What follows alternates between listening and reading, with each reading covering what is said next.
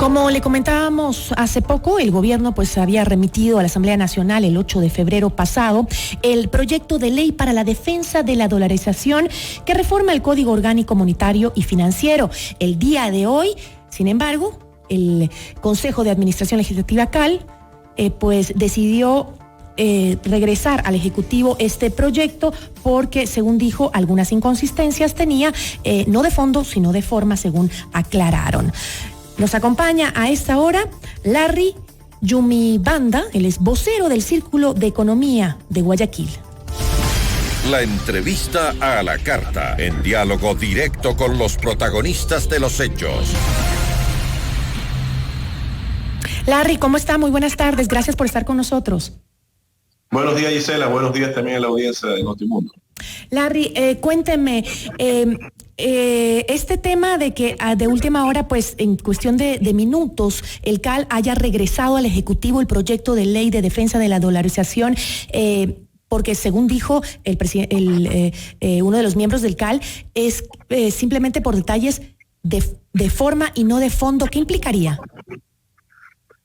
Bueno, nosotros hemos revisado el proyecto de ley. Hay algunas cosas de fondo que es necesario, por ejemplo, que sepa la ciudadanía. Uh-huh. La Constitución es clara. La formulación de la política monetaria, cambiaria y financiera está a cargo de la función ejecutiva y lo instrumentará el Banco Central. Entonces, lo que presentó el gobierno a través del proyecto de ley prácticamente le está quitando a la Junta la formulación de política monetaria y la está pasando al Banco Central. Entonces, eso de ahí prácticamente iría en contra de la Constitución y creemos que eso es una de las causas, en este caso de fondo, por la cual creemos nosotros fue devuelto este proyecto de ley. Bueno, pero eso es más, creería yo, que de forma que de fondo, porque en sí el fondo, según dijo el ministro de Economía, es evitar que la ley, con esta ley, justamente evitar que se financien con fondos que le pertenecen a los ciudadanos, que se financien cosas que no se deben financiar, como lo han hecho otros gobiernos, donde se desviaron esos fondos justamente para hacer pagos, cubrir deuda. Supuestamente eso es lo que ha dicho el Estado, que para eso se envía esta ley de defensa de la dolarización. ¿Cree usted que es así? Claro, por ejemplo, nosotros hemos dicho que, por ejemplo, autonomía del Banco Central debe existir, pero por supuesto que sí, pero debe estar alineada a la Constitución. ¿En qué sentido? Por ejemplo, nosotros estamos de acuerdo con el sistema de cuentas en donde los pasivos monetarios se cubran, en este caso con las reservas internacionales, para fortalecer de una u otra forma, en caso de que llegue a pasar algún retiro masivo por parte de las diferentes instituciones que tienen recursos en el Banco Central.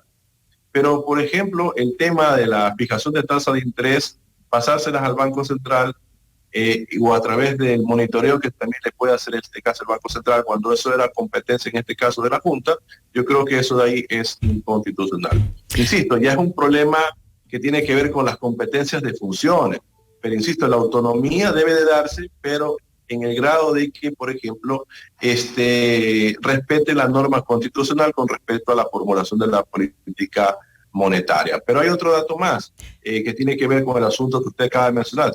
Pero por supuesto que estamos de acuerdo en que, por ejemplo, el Banco Central ya no le preste recursos al gobierno porque el gobierno es un mal pagador. Pero por supuesto, eso ya está, por ejemplo, en la Ley de Fomento Productivo, ya está, por ejemplo, en la Ley de Ordenamiento de las Finanzas Públicas, y también se hicieron reformas al Código Monetario. Lo que se buscaría en este caso es profundizar. Pero insisto, la autonomía debe existir, pero alineada a la Constitución, más que todo en el tema de la formulación. Yo creo que es un tema que debe el ministro de Finanzas, a través de todo el Frente Económico, corregir y presentarlo nuevamente, en este caso a la Asamblea Nacional, para que sea tramitado. Y explíqueme un poquito cómo podría funcionar esa autonomía del Banco Central si al mismo tiempo es parte del Poder Ejecutivo. Porque en la Constitución también dice que los excedentes de liquidez deben ir al desarrollo nacional. Uh-huh. Entonces, eso yo creo que es el tema medular. O sea, usted cubre con las reservas internacionales, por ejemplo, los pasivos monetarios, los recursos de la reserva bancaria a través del encaje, los de los municipios, las prefecturas, y si usted tiene ya exceso de liquidez, por ejemplo, con respecto a las reservas internacionales, esos de ahí pueden ser utilizados para intermediación financiera.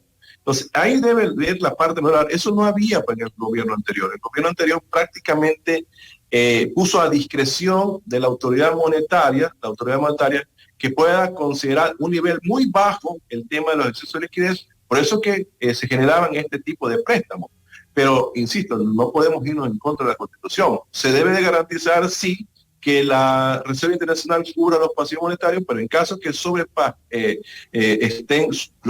la Reserva Internacional superior a los pasivos monetarios, obviamente, y de acuerdo a la Constitución, debe ser orientado al desarrollo nacional. Van a hacer un pedido ahora que fue devuelto por parte del CAL al Ejecutivo, el proyecto, esta ley de defensa de la dolarización. ¿Van a hacer el pedido de que se reformen estas cosas que usted acaba de mencionar, ya que ha vuelto el Ejecutivo? Pero por supuesto que sí, y si en caso que, por ejemplo, no llegue a pasar, obviamente haremos las observaciones ya en la Asamblea Nacional. ¿Cuáles serían las consecuencias negativas de que no llegaran a aceptarse sus sugerencias? La cuestión es que si la Asamblea llega a aprobar tal cual está presentado el proyecto de ley, en donde no se respeten las normas constitucionales, vendrá la Corte Constitucional y la declarará nula, o vendrá otro gobierno y la declarará nula. Entonces, es un tema que debe hacerse de acuerdo a la Constitución y de acuerdo a la ley. Entonces, el tema insisto, son temas de funciones. Una cosa es lo que puede hacer la Junta, que está amparado en la norma constitucional, y otra cosa es lo que puede hacer el Banco Central, que la misma Constitución le prevé las funciones. La cuestión es que no puede haber ningún choque de funciones. Entonces, en la medida que eso se pueda corregir, yo creo que puede tener la mayoría legislativa y se puede aprobar este proyecto de ley cuando el Ejecutivo nuevamente lo presente. Larry, ¿qué opina usted de las declaraciones del candidato presidencial del correísmo, Andrés Arauz, que justamente refiriéndose al tema, indicó que el proyecto de ley para la defensa de la dolarización que reforma el Código Orgánico Monetario y Financiero, que fue enviado y que ya sabemos que fue de vuelta al Ejecutivo, pues con carácter urgente, en realidad es una privatización del Banco Central? Eso fue lo que dijo, y que apenas llegue a la presidencia, pues él con sus asambleístas piensa bajarse la ley. ¿Qué opina de eso? A ver, privatización del Banco Central no existe, porque el Banco Central no está en venta. Partamos por ahí, porque los conceptos de privatización es cuando usted vende un activo o un bien del Estado. No existe esa figura. Lo que podría existir, y creo que tiene que ver con la conformación de los integrantes, en este caso de tanto de la Junta como del Banco Central, en que los requisitos hasta cierto punto son discriminatorios. O sea, prácticamente ponen que sean vinculados específicamente de aquellos que trabajen en el sector financiero privado. Y se excluye, por ejemplo, a economistas con formación monetaria que de una u otra forma conocen de los temas en los cuales se debate la ley, que tranquilamente podrían también ser partícipes, en este caso, de integrar tanto el directorio de las juntas como del Banco Central. O sea, yo creo que si se corrige ese tipo de requisitos, no hay pies ni cabeza de que el Banco Central se llegue a vender o se llegue a privatizar, lo que el candidato Arauz dice. Lo que sí me preocupa, y eso es una de las cosas que lo pone como excusa el candidato Arauz, es que él quiere prácticamente tomar los recursos del Banco Central para cumplir su oferta de campaña, que desde el punto de vista legal no lo puede hacer, por lo tanto va a incumplir a la ciudadanía. Esa es una de las cosas que hay que alertar a la población. Él debería buscar para financiar su propuesta de entregar dinero a la población a través de los impuestos o de deuda, pero no tomando los recursos del Banco Central. Entonces, ¿estaría usted de acuerdo con las declaraciones que justamente dio el ministro de Finanzas sobre que es demagógico e irresponsable oponerse al proyecto y hacer los comentarios que hizo Arauz? Legalmente, ningún presidente puede tomar los recursos del Banco Central para entregar subsidios a la población. Lo tendrán que hacer bajo otro mecanismo, subiendo los impuestos o incrementando la deuda, pero tomar los recursos del Banco Central no lo puede hacer. Yo le agradezco muchísimo por habernos acompañado, Larry, y por aclararnos este tema tan importante. Muchísimas gracias. Agradecemos a Larry Yumibanda, vocero del Círculo de Economía de Guayaquil, hablando sobre el proyecto de ley para la defensa de la dolarización. Esto es Notimundo La Carta, siempre bien informados.